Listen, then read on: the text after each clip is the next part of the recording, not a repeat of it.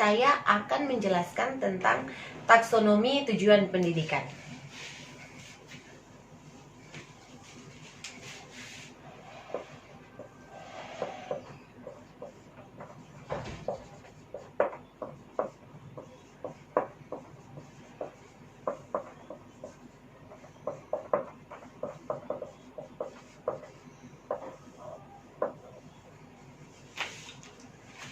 Nah, taksonomi tujuan pendidikan adalah kategorisasi tujuan pendidikan, dan biasanya taksonomi tujuan pendidikan ini dijadikan sebagai dasar dalam penentuan tujuan kurikulum dan tujuan pembelajaran. Nah, taksonomi tujuan pendidikan ini biasanya juga dikenal dengan taksonomi Bloom. Nah, kenapa?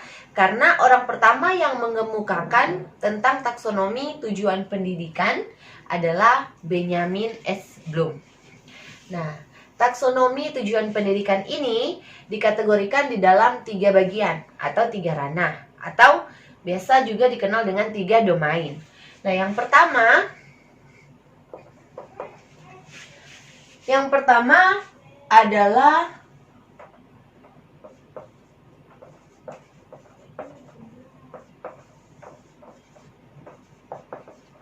ranah kognitif. Yang kedua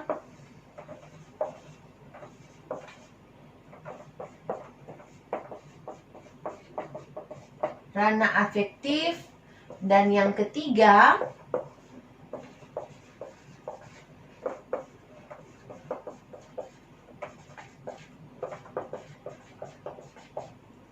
ranah psikomotorik. Jadi ada 3 bagian di dalam pembelajaran kita kali ini, yaitu taksonomi tujuan pendidikan. Nah, yang pertama adalah ranah kognitif. Ranah kognitif ini berisi tentang perilaku-perilaku yang lebih menekankan pada aspek intelektual, seperti pemahaman, pengertian, pemikiran, pengetahuan, dan keterampilan berpikir. Kemudian yang kedua, ranah afektif berisi tentang perilaku-perilaku yang lebih menekankan pada aspek perasaan dan emosi, seperti minat, sikap, apresiasi, dan penyesuaian diri. Kemudian yang ketiga, ranah psikomotorik. Nah, ranah ini berisi tentang perilaku-perilaku yang lebih menekankan pada aspek keterampilan motorik, seperti menulis, mengetik, berolahraga, berenang, dan juga keterampilan menggunakan mesin. Oke, selanjutnya saya akan membahas tentang ketiga ranah yang tadi satu persatu.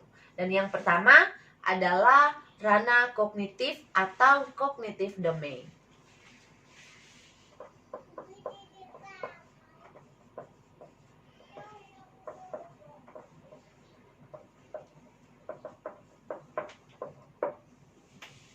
Dalam ranah kognitif ini ada 6 tahapan, mulai dari C1, C2, C3, C4, C5, dan C6. Nah, seperti apa C1, C2, sampai C6 itu? Yang pertama, untuk C1 itu adalah yang paling dasar, tingkatan yang paling dasar, yaitu pengetahuan atau knowledge. C2 adalah pemahaman. C3 adalah penerapan atau aplikasi. Keempat adalah analisis. 5 sintesis. C6 evaluasi. Nah, jadi inilah ke-6 tahapan atau ke-6 bagian dari ranah kognitif menurut Benjamin Bloom. Dari C1 pengetahuan, C2 pemahaman, C3 penerapan, C4 analisis, C5 sintesis, C6 evaluasi. Nah, pengetahuan merupakan kemampuan untuk mengenali dan mengingat sesuatu yang telah dipelajari. Pemahaman ini sudah lebih dari pengetahuan. Di sini sudah mampu untuk lebih menguasai dan mengerti, sehingga mampu untuk memberi penjelasan tentang apa yang sudah diketahui. Kemudian yang ketiga, penerapan. Dalam penerapan ini artinya sudah mampu untuk mempraktekkan apa yang sudah dipahami atau yang sudah dipelajari. Kemudian yang keempat, analisis. Di sini sudah mampu untuk memahami sesuatu dengan menguraikannya ke dalam unsur-unsur. Yang kelima, sintesis. Di sini sudah mampu untuk memahami dengan mengorganisasikan bagian-bagian ke dalam suatu kesatuan. Dan yang terakhir adalah evaluasi. Adanya kemampuan membuat penilaian dan mengambil keputusan dari hasil penilaian tersebut. Nah, ini adalah ranah kognitif menurut Benjamin Bloom. Dan kemudian telah direvisi oleh Anderson dan menjadi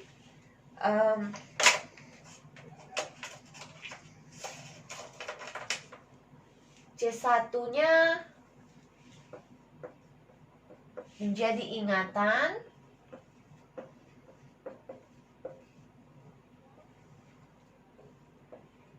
C2 tetap memahami atau pemahaman. Maaf, tulisannya kurang rapi.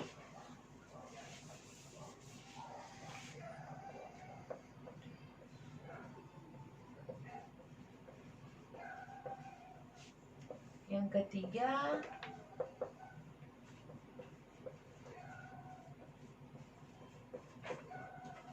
penerapan.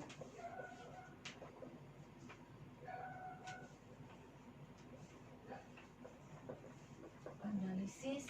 Nah, yang kelima ini evaluasi. Dan yang keenam menjadi kreasi. Jadi sebenarnya bagian yang berubah setelah direvisi adalah bagian C1, ingatan. C5 dan C6 ini sebenarnya diputar. Ini.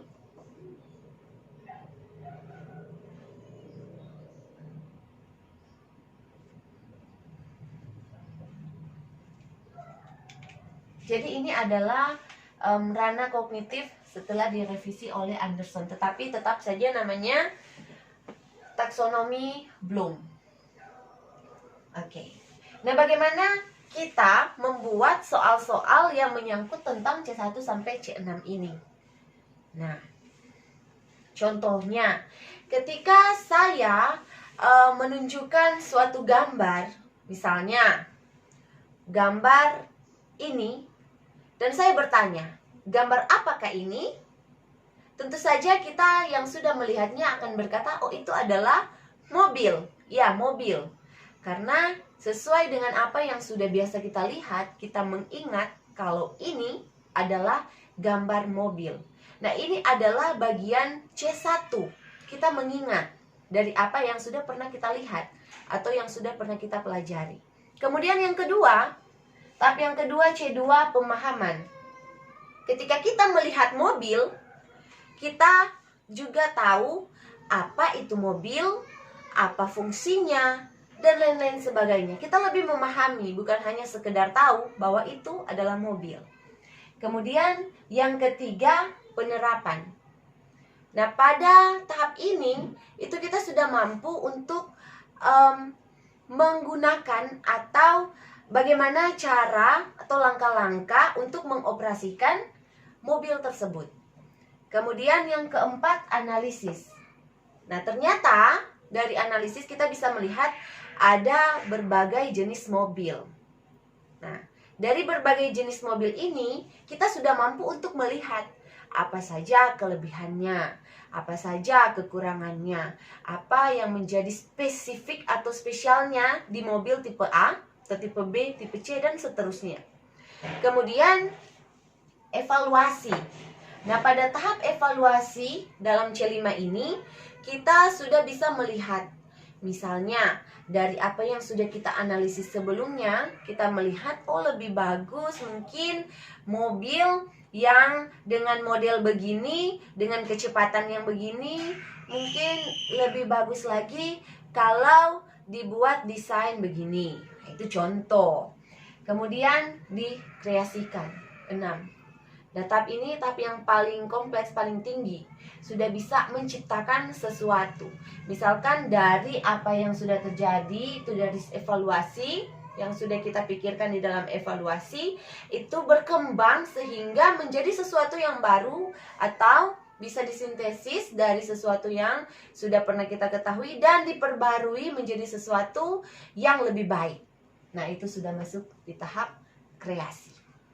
Atau contoh lain, misalkan saya menunjuk, misalnya itu apa? Itu lampu. Semua tahu itu lampu. Karena dari apa yang sudah biasa kita lihat, kita tahu itu adalah lampu. Nah, pada tahap memahami, kita bukan hanya tahu itu lampu, hanya sekedar lampu atau apa. Tapi kita sudah bisa menjelaskan lampu itu apa, fungsinya apa, sebagai apa. Nah, kemudian masuk di dalam penerapan. Mungkin kita sudah bisa tahu bagaimana caranya supaya lampu itu bisa menyala. Bagaimana langkah-langkahnya, kita buat seperti apa supaya lampu itu menyala. Kemudian analisis. Misalkan ada beberapa lampu. Kita lihat ada sederet lampu misalkan. Kemudian kita lihat ada lampu yang menyala terang, ada lampu yang menyala agak terang, sedikit redup, dan bahkan yang tidak menyala. Nah, dari gambar itu kita bisa melihat, bisa menganalisis kenapa ya sampai ada lampu yang menyalanya terang, ada lampu yang tidak menyala, ada lampu yang redup. Nah, itu kemampuan menganalisis di situ. C4. Kemudian C5, evaluasi.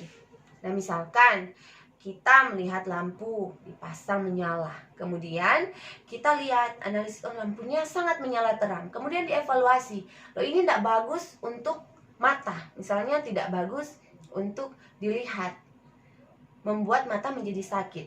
Nah, dari hasil evaluasi itu misalkan kita bisa menaruh sesuatu di sekeliling lampu agar lampu itu tidak menyakiti mata kita.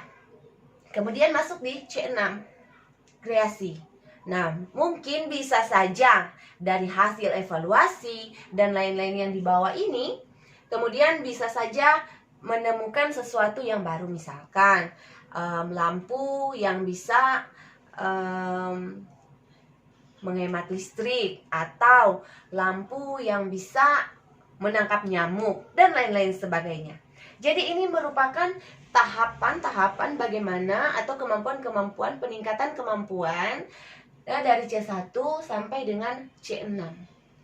Dan ini adalah ranah kognitif menekankan pada aspek intelektual kita, intelektual peserta didik, intelektual anak. Oke.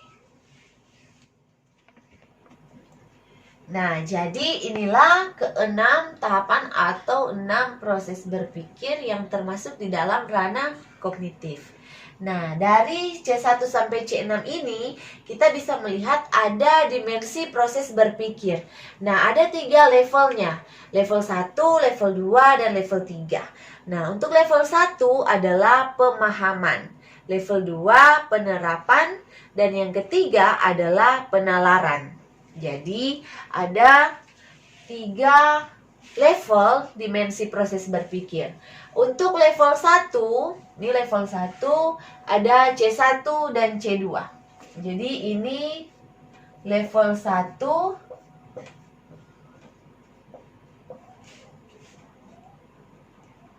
Maaf.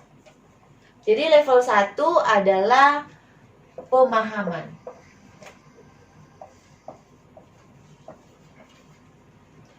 C3 level 2. Nah, level 2 ini adalah penerapan. Untuk C4 sampai dengan C6 ini masuk di dalam level 3 atau penalaran. Jadi sekali lagi, ada 3 level dimensi proses berpikir. Yang pertama atau level 1 itu yang paling bawah, pemahaman. Level 2 penerapan, dan yang paling tinggi level 3 penalaran. Untuk level 1 yang termasuk di dalam level 1 adalah C1 dan C2. Yang masuk dalam level 2 C3. Dan yang masuk di dalam level 3 adalah C4 sampai dengan C6. Nah, ini termasuk di dalam LOTS atau LOTS. Ini MOTS. Ini HOTS. Nah, jadi sebagai guru atau sebagai calon guru nantinya kita akan memiliki peserta didik. Nah, kita harus paham ini karena ini juga sebagai bekal kita untuk nanti ketika kita akan menyusun soal, kita harus mempertimbangkan yang mana C1, yang mana C2 sampai dengan tingkatan tertinggi yaitu C6. Tetapi harus ingat bahwa tidak semua soal sulit adalah HOTS atau masuk dalam level 3, atau tidak semua soal yang HOTS atau yang level 3 adalah soal yang sulit. Nah, Oke, selanjutnya masuk di dalam ranah yang kedua, yaitu ranah afektif.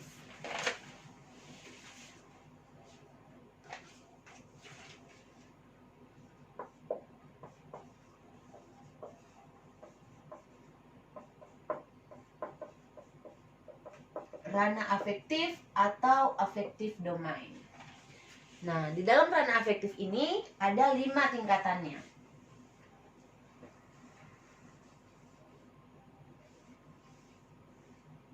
Biasa ditulis A1 penerimaan,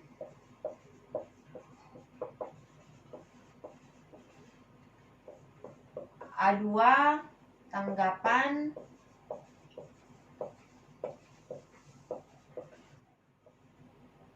A3 penilaian, A4 organisasi, dan yang terakhir yang paling tinggi tingkatannya adalah karakteristik. Nah, oke, jadi ini adalah 5 tingkatan di dalam ranah afektif. Mulai dari tingkatan paling rendah sampai dengan tingkatan yang paling tinggi. Nah, dari paling rendah penerimaan. Penerimaan ini adalah kemampuan untuk menerima rangsangan. Kemudian tanggapan. Tanggapan ini adalah kemampuan untuk memberikan respon atau berperan secara aktif. Jadi bukan hanya menerima rangsangan saja, tetapi sudah turut berperan aktif dalam suatu kegiatan misalnya. Kemudian penilaian.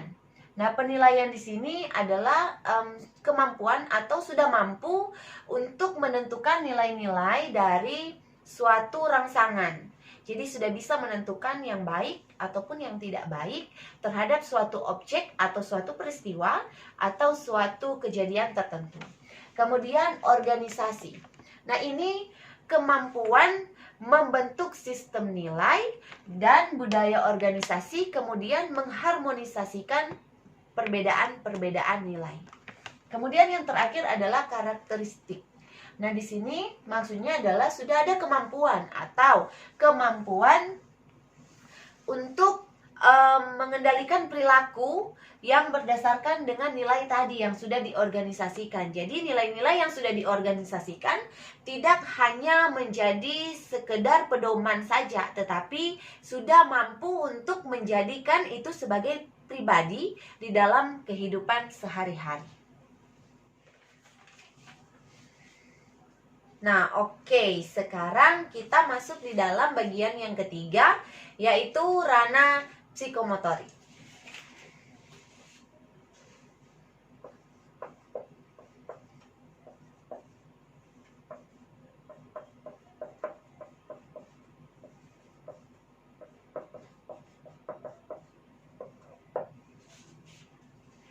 Di dalam ranah psikomotorik ada 5 tingkatan. Oke. P1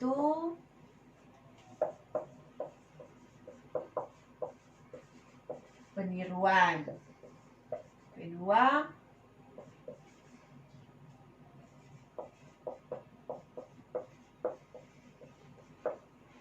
manipulasi. P3 presisi. P4 artikulasi. P5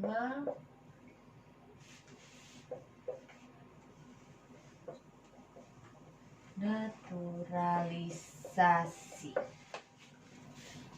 Nah, ini adalah 5 tingkatan di dalam ranah psikomotorik. Mulai dari P1 sampai dengan P5.